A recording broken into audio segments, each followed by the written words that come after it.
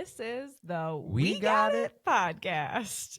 And we are your hosts, Abby and Jonah, also known as your absolute favorite Spartan sports couple. Also, just the most chaotic. We just want to give a little shout out to anybody who's new listening here. We had quite a few new listeners the last episode, which was pleasantly surprising. So if you're still here, welcome. And if you're kind of wondering, what the heck are we? We are a husband and wife who's just really obsessed with Spartan athletics, takes up way too much of our brain space and daily conversations, but we have a great time with it. And we figured, why not share some of our hot takes and banter and learning processes with you all? On a more serious note, we really exist because we want all Spartan fans to feel like they can be a part of the conversation. And we know that especially college athletics in like this new realm of revenue sharing and NIL and transfer portal and all the things, it just gets more and more complex. And it feels really hard to be able to participate in those conversations easily without subscribing to every news source and doing all the things. So we really hope to be kind of your one-stop shop for Spartan athletics, where you hopefully kind of learn about what's going on. We focus primarily on football and basketball, but are always giving you what we call our halftime updates on what is going on with other Spartan sports. And then sometimes you might see what we call a Spartan seminar from us, which is where we kind of break down an element of whether it's a penalty or a coaching style or a position in football and their responsibilities to kind of just help you understand the game a little bit more. And lastly, as my little spiel wraps up, we're just super proud to partner with a site called Spartans Illustrated. We really join with them in their goal of helping tell the stories of student athletes, which is just so valuable and really the whole reason that college sports exists, if you think about it. So if you haven't checked them out, there has been just like so many great articles and content, a couple of them written by yours truly in the last week. So be sure to head on over and check out their new site, SpartansIllustrated.com. You can also find them in the App Store, Spartans Illustrated, brand new, beautiful site app. We'd love if you could subscribe. You're always going to get all of the We Got It podcast episodes there. And you can also always find us pretty much anywhere you listen to podcasts. Whew. If you're still here through all of that, thank you. And we're so excited because basketball is back, baby, and I have never been happier. And it's been a good week. It's been a good week for basketball. Tell us some reasons why, Jonah. Yeah, so obviously Spartans opened up on Monday night against Colgate. And yeah, I think always that first game of the season is so fun. There's so much anticipation, especially this year. There's like some question marks, like who's going to start, who's going to be kind of the main contributors, and obviously, like, you don't get all those answers in the first game, but like it's just so refreshing to have Spartan basketball back in the midst of a very frustrating and at times, maybe at most times, depressing football season. Just to have a little bit of joy back. Yeah, as I've said, every Cohen slam just starts to piece back my little football broken heart a little bit more, and we got a few of those on Monday night.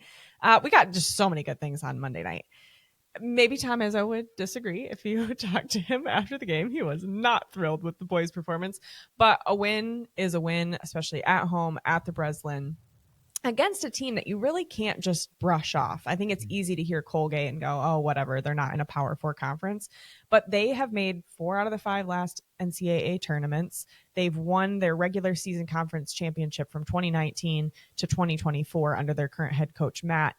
And that says a lot about this team. And I think they came out and tried to smack the Spartans in the teeth a lot more than any of those guys expected. So I think it's a nice little, maybe easier wake-up call than the matchup against the Razorbacks is going to be on Saturday. No, I think that's a great point, because I think last year we talked a lot about the top-end non-conference games weren't as frequent as this season is going to be, but there was a lot of kind of like interesting smaller schools that MSU played.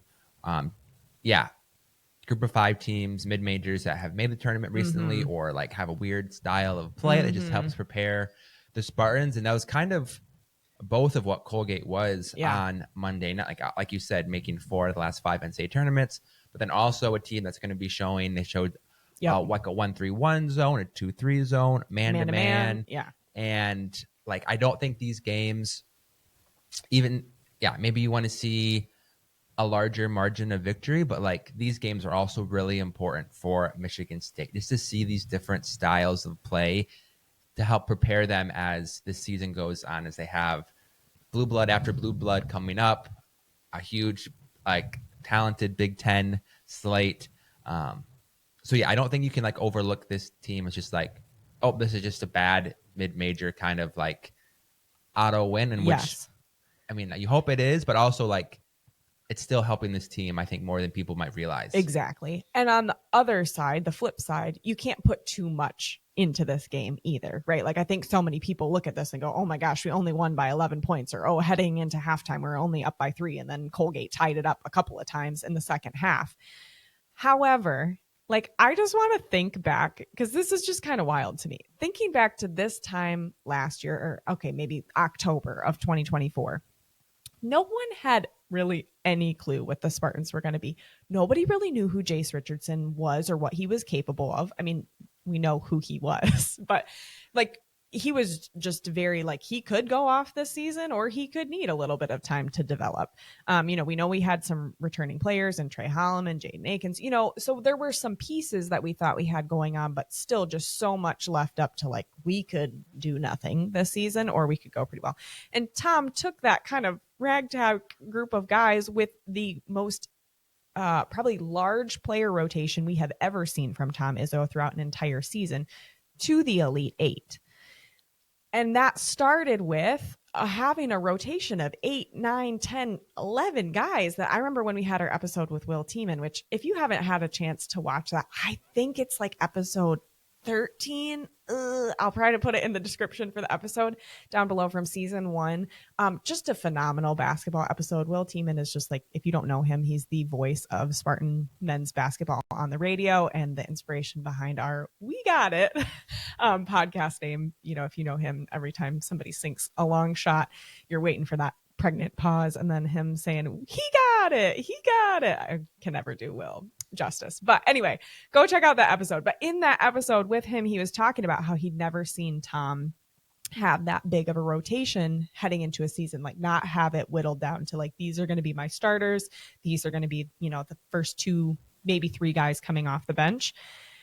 So all I'm saying is like, let's take that perspective and apply it to this season, because I think a lot of people were surprised by maybe the first couple of people off the bench for the Spartans. And so maybe we don't need to panic after that first game. Yeah, and I think another thing I would say is kind of coming off of the 2 exhibition games versus Bowling Green and UConn. They're, I think, protecting the ball and rebounding were 2 things that the Spartans didn't do super well, and those were 2 areas that they really excelled in on Monday night. I think they out-rebounded Colgate by 22. Second chance points was 20-4. Yeah, only turned the ball over 10 times. That was a really promising, I think, sign for the Spartans. Again, like you hope you out-rebound Colgate, but they dominated Colgate on the boards, and that's what you want to see out of a good rebounding team. So I think that's just a good thing to take out of this game. I think obviously we can look at this game and be like, man, the offense was stagnant at times, or the defense struggled. But I think, like you said, as this team is figuring out its rotations, its subs, like I do think that Tom Izzo had some rotations out there that probably aren't going to be seeing a lot of minutes against the Arkansas or the Kentuckys, and also like Tom Izzo is known for his defense, and you have guys like Kerr Tang and Trey Fort who are kind of just getting up to speed, playing big minutes at this level. And I think, granted, they might not be at the level that we saw last year from our backcourt, right? But I think that you're going to have that improvement. You're going to have those guys continue to take those steps throughout the year. So, like, I don't think it's anything to, like you said, panic about after one game. Oh, absolutely not. And I think too, like, not only are those guys seeing big minutes for the first time, but they're seeing big Tom Izzo minutes for the first time. And Tom Izzo's style of play, as we know, hinges on the defense. I mean, he made that really clear after the game, talking about it, of like, these guys know that our gameplay is hinged on defense. We need to play defense to get our offense going. And so I think that's a big piece of just, you're adjusting to the physicality at the Big Ten level. You're adjusting to the endurance that's required at the Big Ten Division I level. I mean, really, I know Kerr got some minutes last season, but nothing like what he got Monday night. So I think there's a lot of grace of just like, these guys are learning their system. Maybe where there should be a little less grace is from our returning big men, Jackson Kohler and Carson Cooper. I mean, these guys have been on the team now for 4 years each, right? They started as true freshmen. They've both gotten decent minutes from the time they were true freshmen till now. They're captains on the team. They're leaders. They know Tom Izzo's system in and out. They know the kind of mentality that they need. And they don't really have the excuse of like, oh, we just played Northern Michigan and Niagara, right? Like, they played UConn in a preseason exhibition game last week. Like, that should have woken you up a little bit. So, really hoping, and we know that those guys are capable of it. Again, that's why, like, Tom said this, and that's why we're saying this. Like, I'm not panicking. I'm mad because these guys know how to do this. They know how to execute. They know how to get in the right headspace. They know how to rebound. They know how to defend. They know how to run. So it's just a matter of applying those things and helping their more novice green team members get up to speed with the Tom Izzo system. Right. And I think too, like, there would be something fundamentally wrong with a Michigan State basketball team if Tom Izzo wasn't getting after his leaders, his best players. Like, the moment that he stops going after them and calling them out, like, that's maybe a moment to be worried or panic. Yeah. But like, you even think about, like you said, like, Tom Izzo, called out Jeremy Fears after the game. He called out Jackson Kohler.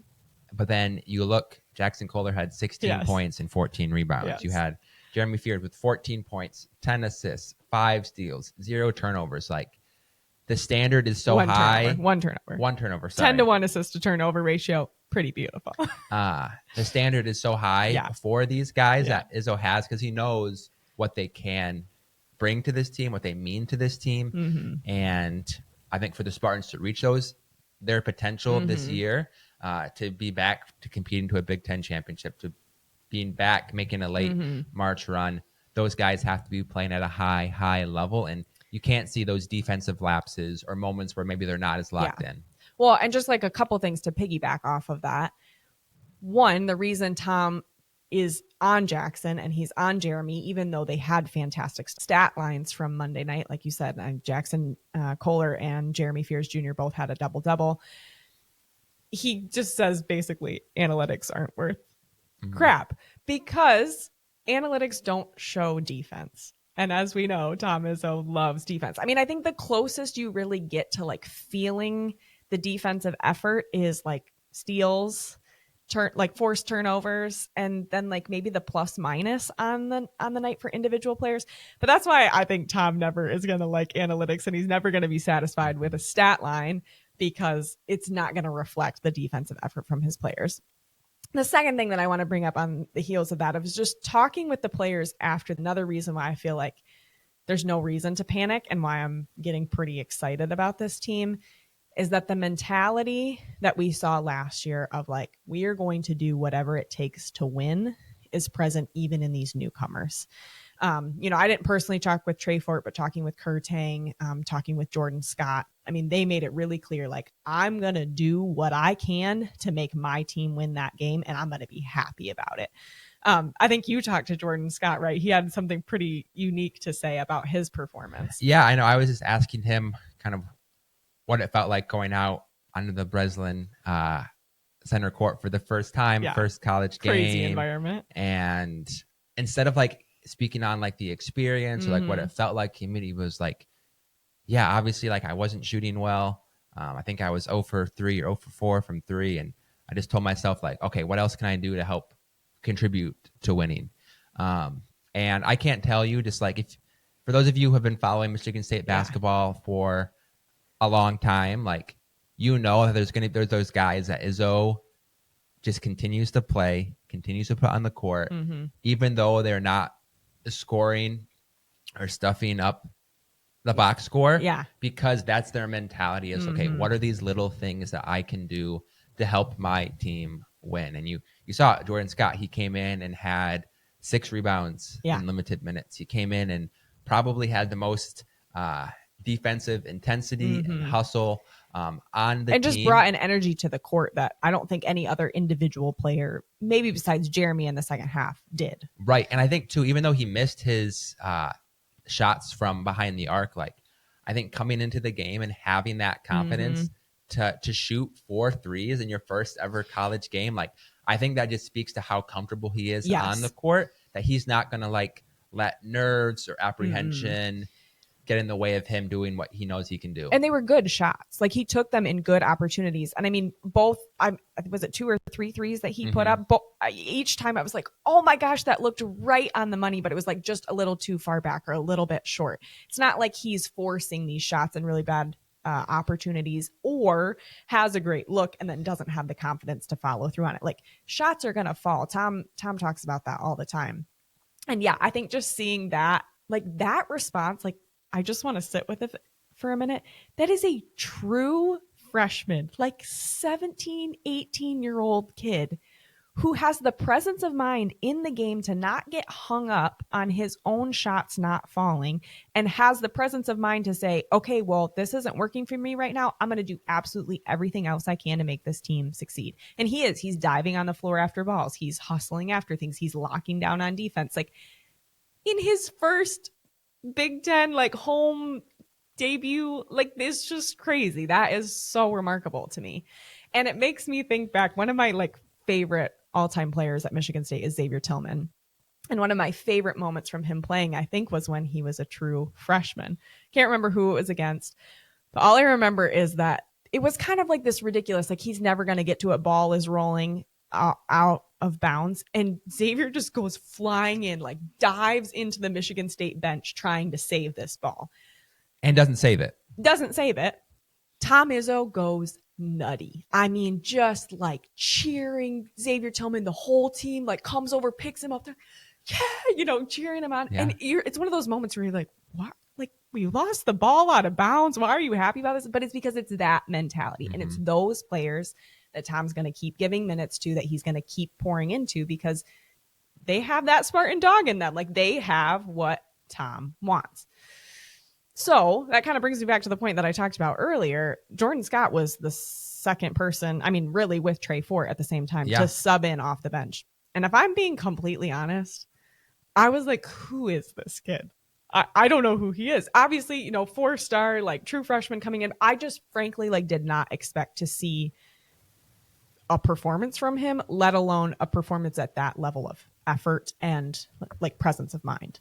Yeah, I think it's super encouraging just to be able to see him have that like confidence on the court and that mentality of just like doing whatever he can to help his team win. So that was one of the most, I think, the brightest spots of the game, even though, I mean, I think he finished with 6 points, 6 rebounds, had a really nice assist to As Jackson. Tom would say, analytics don't mean crap. Had a nice assist to Jackson Cole where they kind of played like this little 2-man back and forth game. But I'm curious, I think, especially going into this season, one of the biggest question marks or areas that maybe like concern or just curiosity was of the 2-guard position for Michigan State. So obviously losing Jace and Jaden and Trey, all guys who played minutes at that 2. Significant minutes.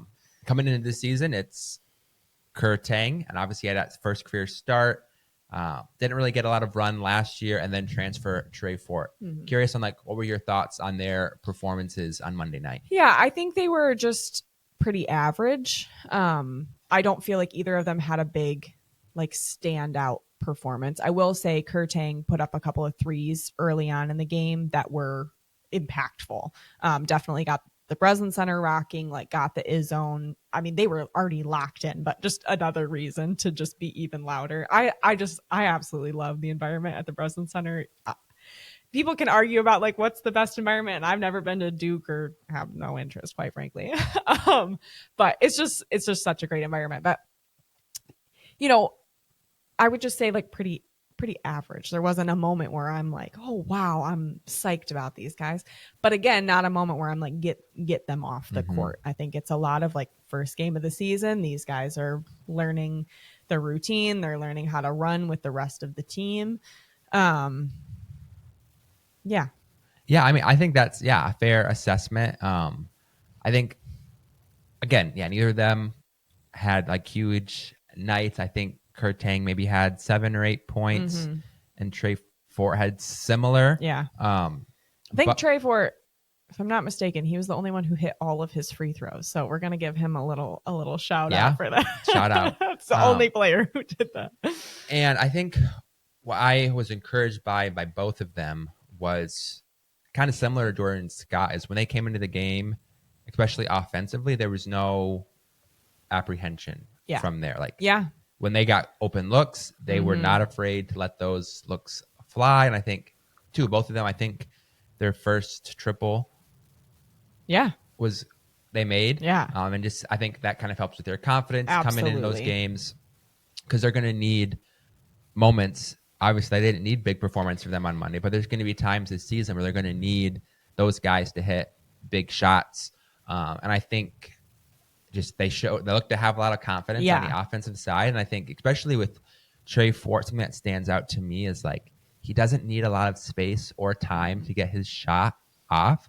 I think guys like Trey Holloman and even Jace, Jaden. like I would say Jaden too. Like they kind of need a little bit more like time and space to get their shots off. They had like a whole mechanism that needed to run before they could get a smooth shot and off. A lot of Trey's shots that he put up like kind of had a hand in his face, and his release is so quick. And he gets up so quick. And I think that's really like going to be a good asset for this team, is you're not going to need to create these wide open looks in the corner for him where there's not a defender around. Like you give him an inch of space and he's able to get his shot off. And that's what's encouraging to me, because you can teach defensive effort. You can teach someone hustling back or your butt's going on the bench, and you can teach that quickly. You can't teach someone a nice stroke quickly. You can't teach someone a quick release, even in a season. Yeah. So the fact that Kerr and Trey have some of these innate like basketball skills with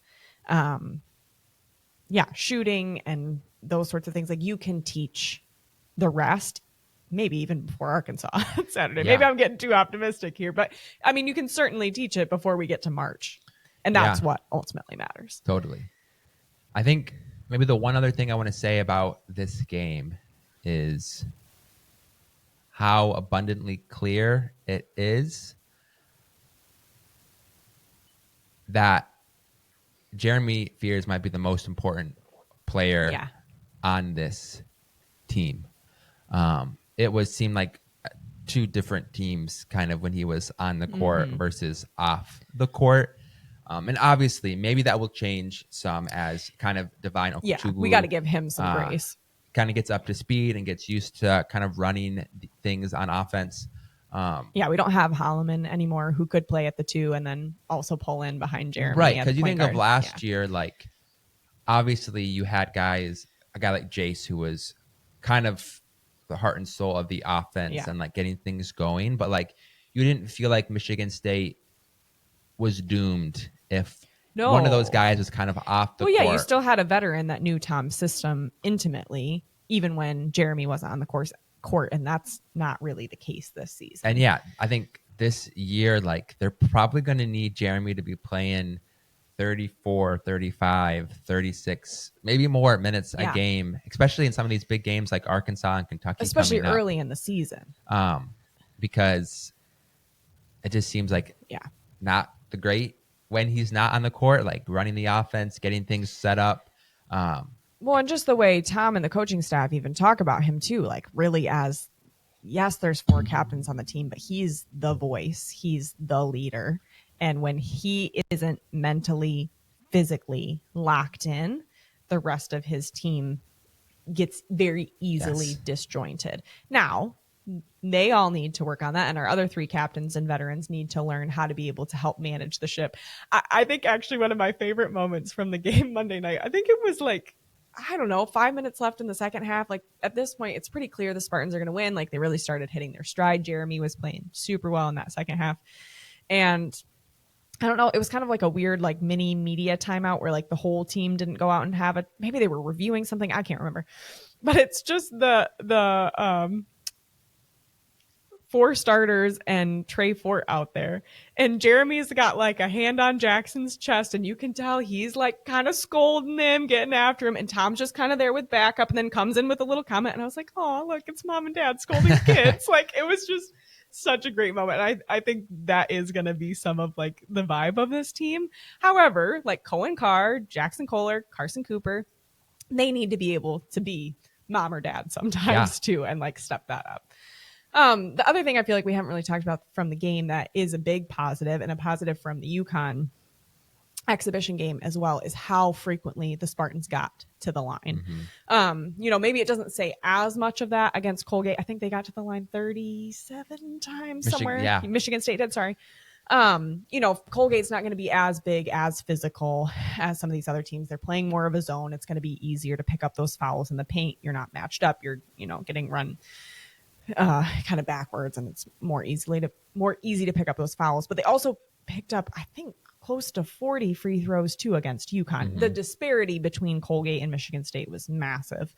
But that is a really encouraging sign. I think especially losing Frankie Fiddler last season, because he was one of our players that we could always count on to kind of draw a foul and get to the line in crucial moments. But you just think about Carson Cooper, Jackson Kohler, Cohen Carr, even Jeremy Fears, like they've all had another year to get bigger, to get stronger. You can see it physically, I feel like, with Fears, especially just another year of him recovering and being able to get back into his strength. That's massive. And I think something that's really encouraging. There might be those of you out there who are like, well, we only shot 64.9% from free throw. And for most of the game, it was really a lot closer to 50%. Free throws are going to fall. Like these guys know how to shoot them. They know how to practice them. We're pretty sure that we saw Cohen heading into the practice gym right after the game, still like in his part of his jersey and stuff, I assume, to go shoot free throws. Like that's going to come. What's exciting to me is that even against some of these harder opponents, we're already getting to the line, and that's oftentimes like a huge factor in the outcome of games. Right, especially too, because I do think it's going to take some time for Michigan State to really find its stride offensively. And I think getting to the line and knocking those down can be Anytime a big you can get charity points equalizer. We'll take them. To kind of circumvent maybe your offensive inconsistencies. So I think especially at Arkansas, or at home against Arkansas, like look for Michigan State to still be aggressive at trying to get to the line, and they can knock down those shots. Like I don't necessarily think they would need their A+ offensive performance in order to keep this game competitive throughout. Yeah. I think the one last maybe thing that I'll say about the game, unless you have anything else, not really about the game, but for those of you who are on, I think he does it on Twitter too, but on Blue Sky, there has been the resurgence of Jeremy Dewar's race to 69 posts. And I can't tell you how happy it made me seeing that. So if you're not familiar, there's this kind of theory out there that the team who can win the race to 69 has a much better shot. I'm sure that there's a much more succinct way to say that. Sure. Or accurate way of saying that. As far as like how much more likely you are to win and that sort of thing. But thanks for calling me out on not being succinct. That's my good spot. That's why we have a podcast, just yapping away over here. Anyway, the team who can win the race to 69, like they end up winning the game. And Jeremy Dewar always on social media will post Spartans have won or lost.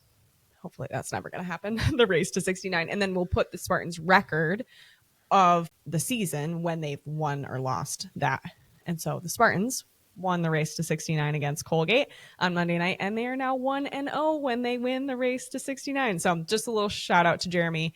Super fun follow if you haven't checked him out. Also a great contributor at Spartans Illustrated.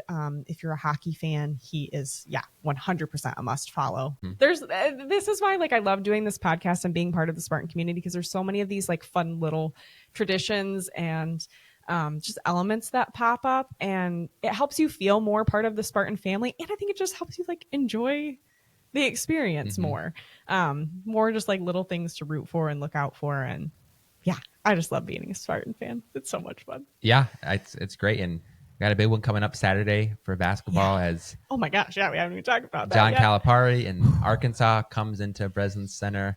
I think it's gonna be a fun one. I think it's gonna be a test for Michigan State. I think Arkansas has one of the best backcourts in the country, so it's going to be a lot to put up against our newbies. Yeah, and you're also going to need a great performance, I think, from Jeremy Fears, but a great coaching matchup. But it's going to be a great environment inside of the Breslin Center. I know they're doing a whiteout. Yeah. So a lot to be excited about, and I'm interested to see kind of how the Spartans are able to kind of match up to this test. Yeah. And I think that's exactly the best way to put it, is a test, even for us as fans in our minds, because playing a game like this early in the season, frankly, is never going to hurt you. Especially when you think about, I know it's way too early, we got to think about the game tomorrow, but when you think about NCAA selection committee, I mean, they're looking at your performance against top 25 teams, and not just wins or losses, but really how that shook out. The earlier you play them in the season, the less weight it has. So you still have it on your schedule that we played a top 25 team, but you also have the time, right, that they know that your team has grown. So a loss here against Arkansas is going to look very different than a loss against Arkansas in January or February. Not that we're really doing that. You're in conference play then, but you get what I'm saying. Yeah. So, as a fan, I tend to, get way too emotionally invested and probably have my Saturday night ruined if the Spartans don't win. But for me, I'm going to look at this as hey, this is more of a test for our guys. I'm excited to see how they're going to show up and play. Yes, we absolutely hope for the outcome being a win. But I think there's so many more good things that can come from this game, even with a loss. Yeah. And can't believe I'm saying that. I just love big time, November basketball games, so I think I love all basketball games. Sometimes, obviously we don't have this a lot at Michigan State, but sometimes you can just get into that part of the schedule where it's every single game is kind of mid-major, the Western Michigan and the Oakland and around the Christmas Niagara, time. And this year you don't really have that stretch. We don't get a break. We have Arkansas, and then next week we have Championship Classic, Kentucky, and then Thanksgiving we have North Carolina, and then December we have Duke. I forgot about North Carolina. Holy Moses! It just Tom's not giving these guys a break. No, he is not, and I think like you said, this is only going to help them and prepare them for later in the season when these lessons, whether it's in a win or in a loss, are going to make this team better and iron out the kinks and just purify some of the impurities of this team. And then you're supercharged heading into conference play, which is what's just super exciting. So much more about your team, about your identity, about individual player skill sets and how you work together heading into Big Ten play than if you've just played a bunch of mid-majors and, maybe you've got a lot of wins on your schedule and some confidence coming that way. But I think it's really easy for that confidence to go away when you face up against an Ohio State or a Michigan in the season and get punched in the face. But it's gonna be fun. Like I said, with it being at Breslin, I feel a lot of these big time non-conference games typically are either neutral sites. We get two of them at home. Having Duke and Arkansas come to the Breslin Center, it's pretty sick. It's gonna be really fun and not opportunities we get a lot to host these big time non-conference games. So definitely a lot to be excited about. I think it's gonna be a big test for this team. I think right now the Spartans are favored by 1.5. Wow. So, I actually did not expect that. What's Arkansas ranked? 13th, I want to say. Really? So we're favored. Interesting. Because Spartans are 21, 21, 22? yeah, Something like that. Yeah, I guess that's not that big of a disparity. Oh man, I freaking love basketball. And for hopefully there's no haters watching this. I love basketball this much all the time, but I probably do love it a little bit more right now because it's saving me from some of my heartache. Oh my gosh, we didn't talk about the Cohen Slam. Hopefully if you're watching this, you saw the Cohen Slam. That was an electric moment. Mm-hmm. I mean, he had 3 on the night. Each one great, but you know what we're talking about here. Jeremy gets a steal, fast break down the court. I frankly like watching it in real time at the Breslin. Like, I don't know where Cohen came from. When I watch the videos back, I'm like, I don't know where Cohen came from. And I don't know how Jeremy had the presence of mind to do that. But, running in full speed, he's got a Colgate player bearing down on him, lays it up off the glass. Cohen skyrockets and just absolutely slams it down. It was such an amazing moment, and we had to talk about it. Yeah. I love basketball. Cohen Carr is healing my little heart. Don't worry, we're gonna get into the football things here at the end of the episode. So if you want to end on a high note, stick around for halftime because there's some sick Spartan updates there. We won't be offended if you stop listening before we get to football. We'd love it if you would stay, but yeah. Jonah, Yeah. take it away with halftime. There are some big updates in halftime. Yeah, it's going to be a busy weekend for the Spartans and one without the football team, which is maybe a little like nice cathartic respite. But yeah, even though the football team is not on the schedule, we already talked about Michigan State hosting Arkansas on Saturday night, but also the men's hockey team, still ranked number 1, hosts number 3 Penn State this weekend. And I think big matchup. And I don't know.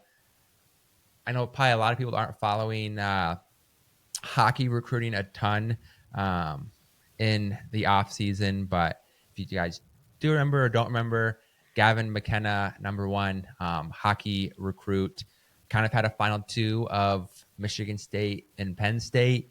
Was kind of back and forth on where people thought he would go. Ended up picking the Nittany Lions. So Michigan State has the opportunity to kind of show him what he missed out on. Yeah. So I think this is going to be a super fun opportunity. If you guys want to kind of know more about that matchup, like Abby said, Jeremy Dewar just released a preview through Spartans Illustrated Fantastic. for that series. So go check that out. We got to have him on for a Spartan seminar. I don't know why we have not done that before. That would be so fun. That would be great. For all our hockey fans out there, let us know if you would enjoy that, and we'll see if we can make it happen. Totally. Also, your women's soccer team right now is competing in the Big Ten championships in St. Louis, Missouri. On Thursday night, they played UCLA in the semifinals, and kind of a crazy game. Michigan State got down a goal in the first half, and then midway through the second half, they got the equalizer. Had a lot of opportunities to kind of get that go-ahead goal in regulation, but ended up going into overtime. And then again, Michigan State just had a ton of pressure on UCLA, and ended up being a time. If you haven't seen this highlight, it's crazy. It's crazy. I frankly watched it so many times. I was like, how did this just happen? UCLA keeper has the ball, about to try to kind of kick it over to one of her defensemen, and I don't know how it happened. Blind spot. She kicks it directly at Sargent for the Spartans in the goalie box, and Sargent has no hesitation. I mean, just immediately boots it in. Game winner. And you insane. see it's an hilarious moment. Yeah. But then also you see if you watch the replay, you see Sargent and all the Spartans kind of run towards the corner to celebrate, and you just see the UCLA goalkeeper just on her knees, hands over her head, groveling. Yeah. And it is. It's like, it's heartbreaking. Like, that's college sports. I feel like more than anything, like, you realize these are young student athletes, and it's brutal. But also, like, this is soccer, and this is why you don't ever quit on your effort, which we see across the board from our Spartan teams, maybe besides the football team. And I mean, absolute credit goes to Sargent for being there and for having that kind of heads up play. And it sends the Spartans to the championship. yeah, they will which is being played on Sunday against Washington. And women's team has won back-to-back regular season championships, but has yet to kind of get that job done in the Big Ten tournament. Haven't even made the championship game the last several years when they've been really good. And with a win, too, they would have the opportunity to host the first several rounds of the NCAA tournament, which is massive, which would be really big for them as they try to maybe make a college cup. But yeah, electric moment. I forget what time the game is on Sunday, but it'll be on Big Ten Network. So make sure to tune in. I'm glad they're giving that the credit that it's due. Absolutely. So check that out. I know it's going to be a great game. I know we just talked about basketball. But we got more good news coming. On Wednesday afternoon, Michigan State earned the commitment from 4-star shooting guard Josiah Jervis, a top 25 player in the country, number 2, number 3 shooting guard, depending on... Top 25 player in the country. Let that sit in for a second. One of the best shooting guards in the whole class of 2026.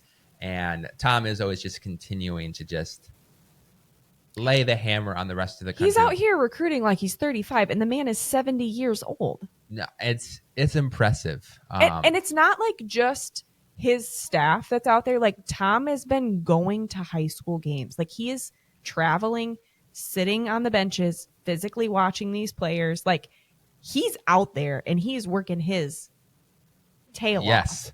Like, and it shows. Absolutely, it shows. Because tell me and our listeners about the 2026 incoming class so far. Yeah, I mean, you got 3 4-stars, 3 top 75 players with Josiah Jervis, like we just said, point guard Carlos Medlock Jr., power forward Julius Avent. And depending on when you're listening to this episode, there could potentially be a certain 5-star center who may or may not be making a decision soon. Was that he was at MSU Madness, and the Breslin Center chanted his name more than anything else that night. Yes. And as things stand, and after that, he canceled his visit to Kentucky. Sorry to my brother-in-law, Chris. Love you. As things stand right now, Michigan State has the number 4 ranked class nationally. That's crazy. In the 2026 class. And if said center... But yeah, Tom's old. He's washed up. He doesn't know how to connect with players. He's mean. He yells at them. Gosh. Yeah. Why do they keep that guy around? Why would you want to come to Michigan State? But like I said, if a certain center decides to commit to the Spartans, maybe today, maybe tomorrow, maybe sometime soon, the Spartans would have the number 1 ranked class in the country. Number 1. Numero uno. With still maybe another target on the board. So who knows? Maybe another 5-star that they're going after still. So, which is crazy because I know we're right in the beginning of a new season, but like, the Spartan basketball train does not stop chugging. Yeah.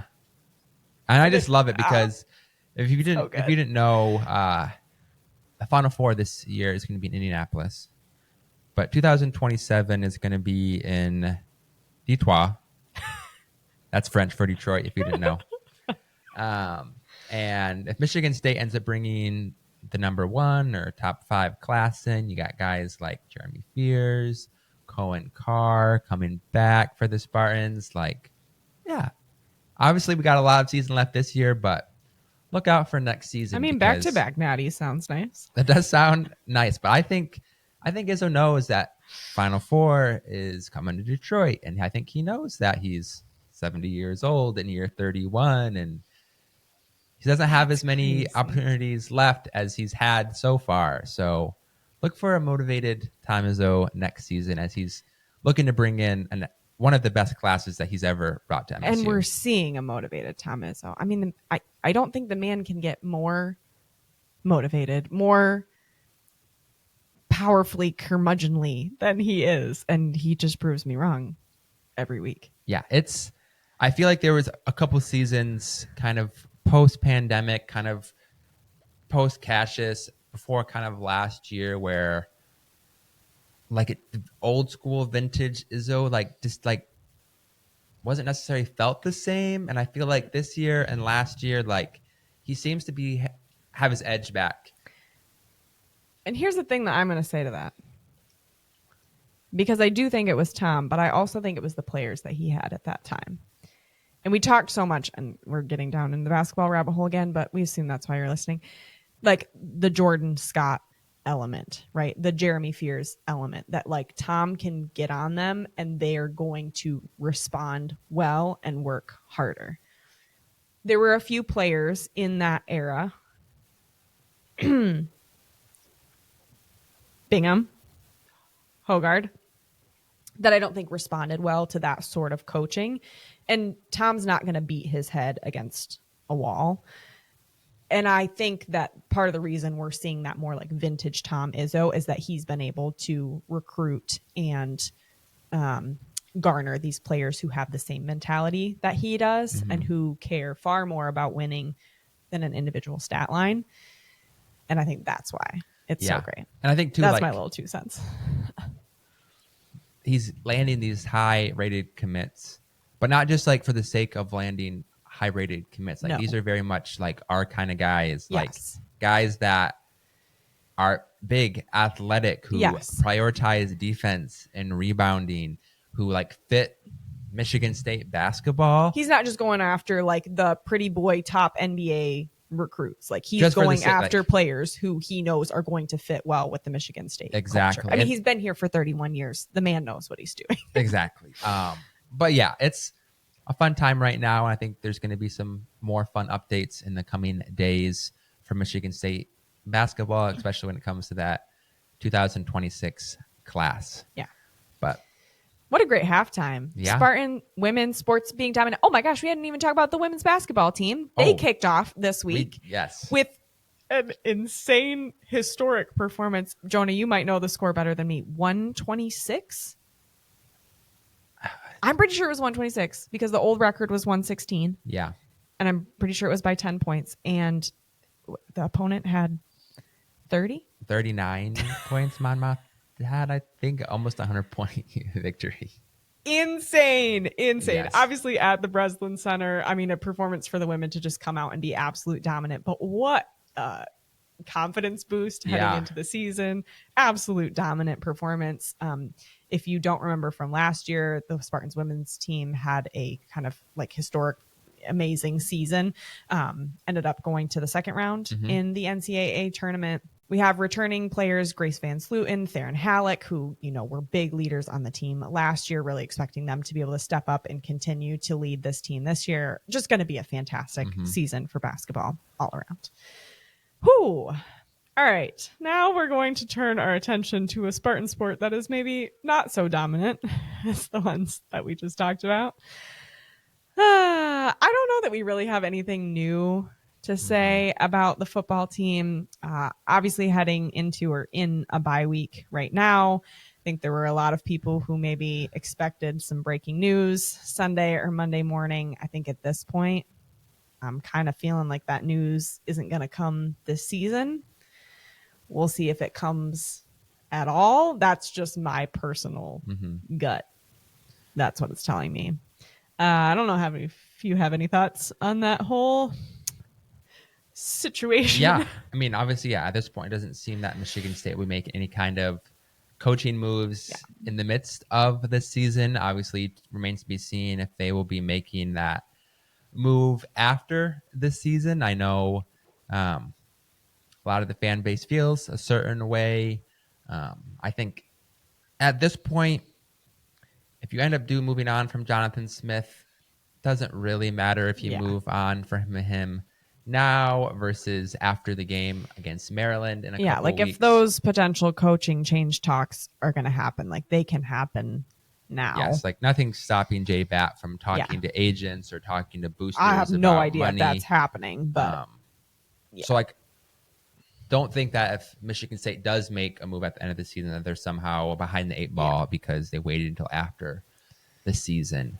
But yeah, it's gonna be interesting to see what they do decide to do. Like, I think at this point, it does kind of feel like, okay, which is the lesser of two evils, you know? As we all know from just many life circumstances where you have to choose between the lesser of two evils, there's still two evils. And I think sometimes we lose that in the discussion, and then you get into like, well, this is going to be better. This is going to be better. And you're like, well, both options kind of seem like they're going to suck right now. Yeah. And those two evils really are continuing with Jonathan Smith and taking the money that you might have used for him and his coaching staff payoff buyout, and hopefully, I mean, you're not going to be able to directly refunnel that money into NIL, but in a way, right? Like you can move things around with donors and stuff. So that's the one evil. The other evil is getting rid of Jonathan Smith, and then now you are in the hole many millions of dollars, probably $100 million with him. And if they get rid of his coaching staff too, in the hole that you are paying on top of having to pay a new coach on top of having to garner more NIL. So, we'll let you guys choose which one you think is the better option. Jonah, let me know your thoughts, and then I'll share mine. Yeah, I feel like when I've had these conversations with people on what Michigan State should do, there's a lot of valid reasons that I have heard on why firing him could negatively impact the program. Like you said, like, is Michigan State going to be able to have the money to be able to not only pay his buyout, but also hire a coach and then also have competitive NIL? Like, those are valid concerns. And I think also, like, what if they don't nail the hire and we're having this conversation again in 2 or 3 years? Like, is that going to... Right. It's not a guarantee that the new coach is going to come in and be the lifeblood that we need them to be. Right. But on the flip side, I haven't heard a lot of valid reasons as to why Jonathan Smith should keep his job. Yeah. Yeah. Most of the arguments that I've heard center around money and keeping more money in MSU's pockets to be able to entice players from the transfer portal, to be able to entice new recruits. But none of those arguments actually have anything to do with Smith or his coaching staff. Yeah, and I think that's like deeply concerning to me. No, absolutely. And I think if Michigan State, and it seems like that Jonathan Smith hasn't had the resources that he thought, or maybe he was promised when taking the Michigan State job. Or maybe he's just not using them the way that he ought to be. No, and I think there's definitely some truth that he hasn't had the resources that he was maybe thought he would have coming into this job. And so if you fire Smith and those resources still aren't there, right, like, what is a new coach going to be able to do if he still isn't competing on the same playing field as maybe some of these other programs? But when we look at this Michigan State football team, it hasn't just been that Michigan State is just getting out-talented by these teams. Right. That's obviously a clear deficiency with this team. I think especially when it comes to our offensive and defensive lines. But when you look at when he got hired, when his staff got hired, they were considered to be a development style coaching staff, And I would just ask those who kind of maybe want to give Smith another year. And I don't think any Michigan State fan was expecting a 8, 9, 10 win season this year by any means. I think you're hoping just a bowl game. I think 6-6, baby. 80 to 90% of the fan base would have been satisfied with 6 wins. One improvement on the season from last year. Yeah. But this year, not only has there not really been any signs of improvement or development, in a lot of ways it seems like regression from last year. Like, last year's team was 5-7 and was a couple of things away from being 6-6 or 7-5. But you look at this year's team. And we had a much harder schedule last season, too. Much harder. I mean, we'd played Oregon. We'd played Ohio State. Yes.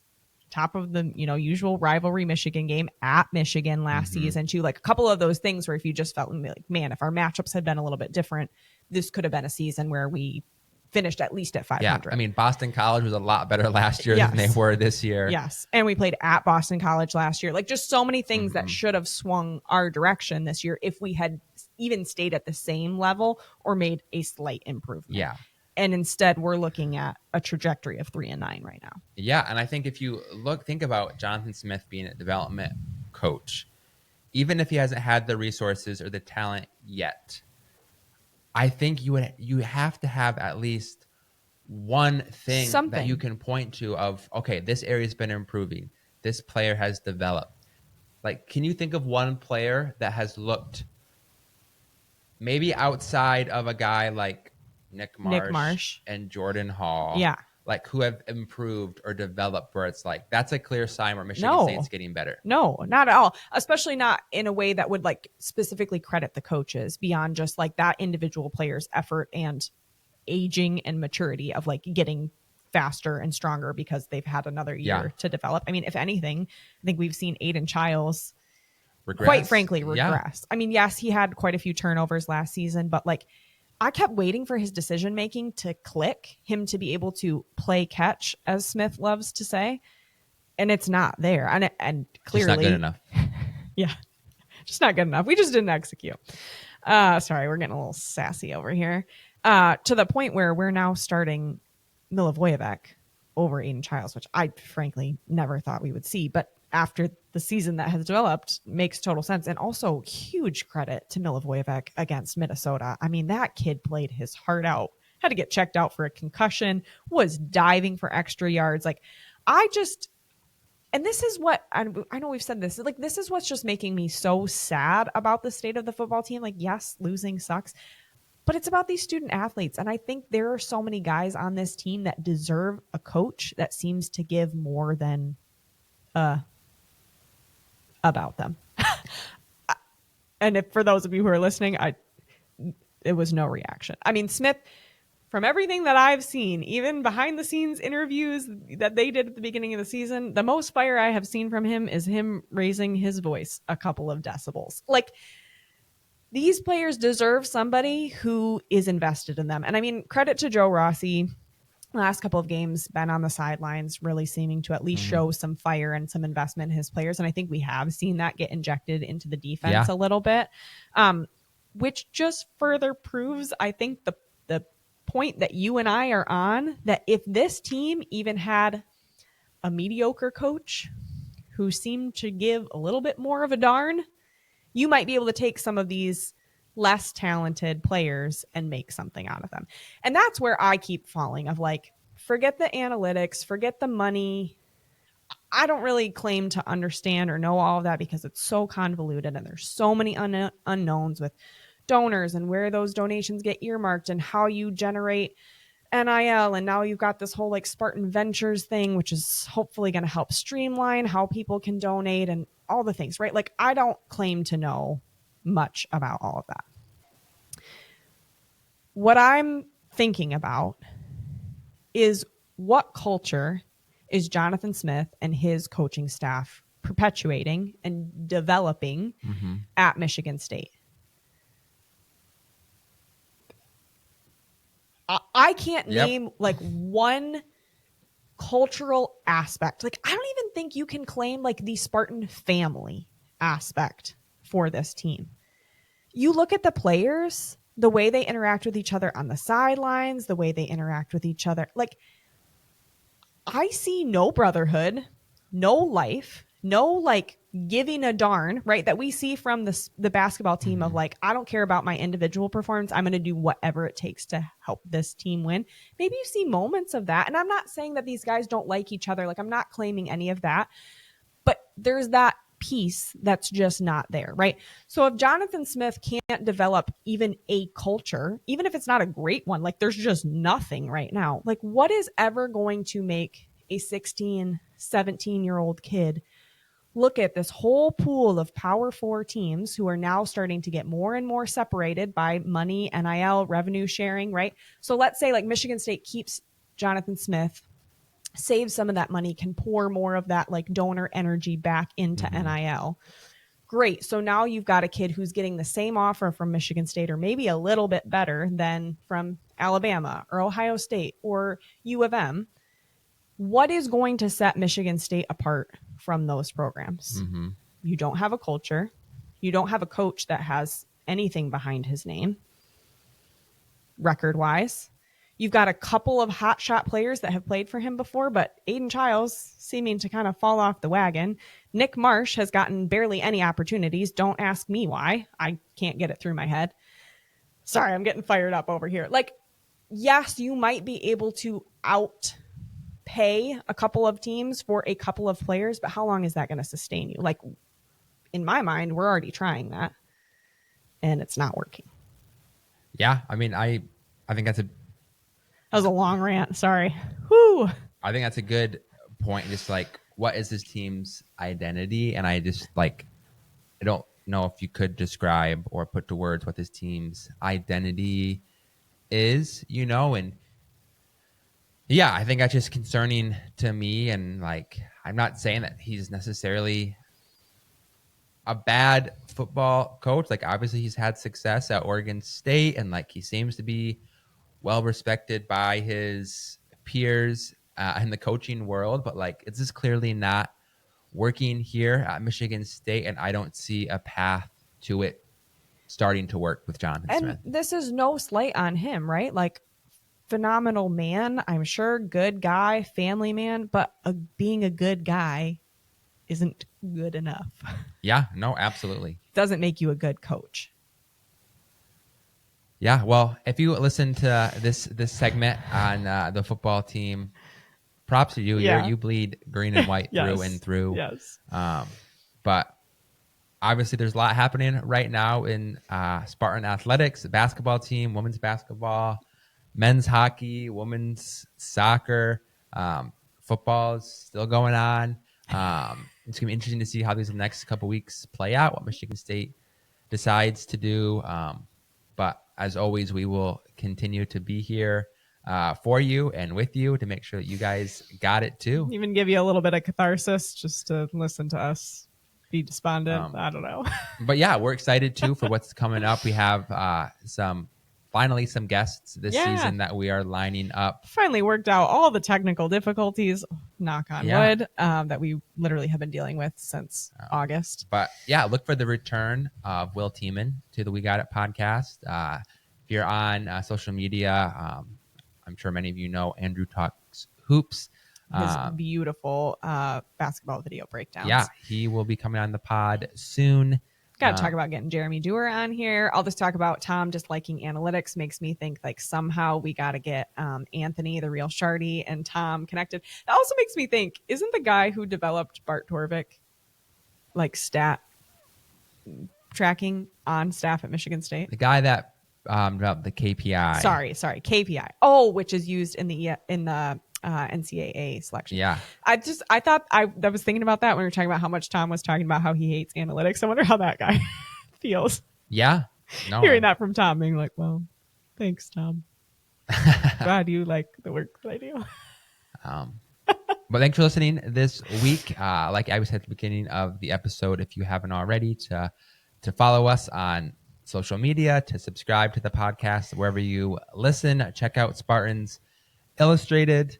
If you want to email us and tell us that you liked the episode or you hated it or you wish that we would talk more about hockey or something, you can email us at the wegotitpodcast@gmail.com. We love hearing from you guys. We'd love to start doing some more like mailbag questions. So send them our way. You can also comment on any of our social media channels and we will be sure to include those. But as always, go green, go white, go state.